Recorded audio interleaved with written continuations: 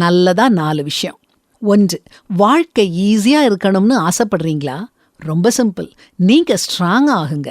வாழ்க்கையில நமக்கு நடக்கக்கூடிய விஷயங்கள்லாம் நமக்கு ஏத்த மாதிரி சாதகமா அமையணும்னு நினைச்சா அது ஒர்க் அவுட் ஆகாது. ஆனா என்ன நடந்தாலும் அதை கையாள்றதுக்கு நாம வலிமையுள்ளவங்களா மாறுறது கொஞ்சம் சாத்தியம். யார்கிட்டயும் எதையும் எதிர்பார்க்காதீங்க. எப்பவும் தயாரா இருங்க. 2.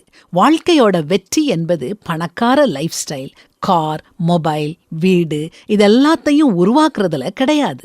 வாழ்க்கை தரக்கூடிய அழுத்தங்கள், நஷ்டங்கள், ஏமாற்றங்கள் இதை கையாளக்கூடிய ஸ்கில் நமக்கு இருக்கா அப்படிங்கிறது தான் நம்ம வெற்றியை தீர்மானிக்குது.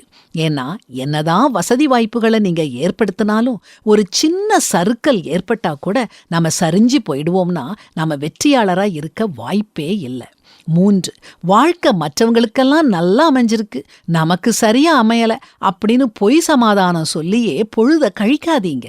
உங்களுக்கு வேண்டியதை நோக்கி, வெற்றியை நோக்கி நடந்துகிட்டே இருங்க.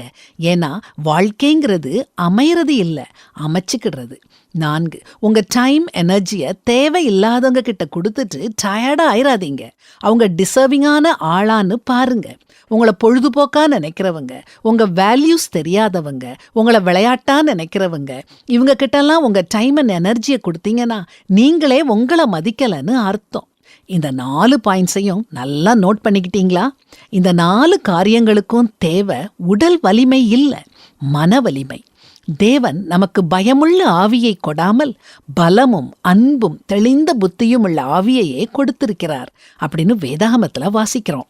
அதனால நம்ம எதை பற்றியும் கவலைப்படாம தேவன் கொடுத்த மன வலிமையோட வெற்றியுள்ள வாழ்க்கைய வாழுவோம்.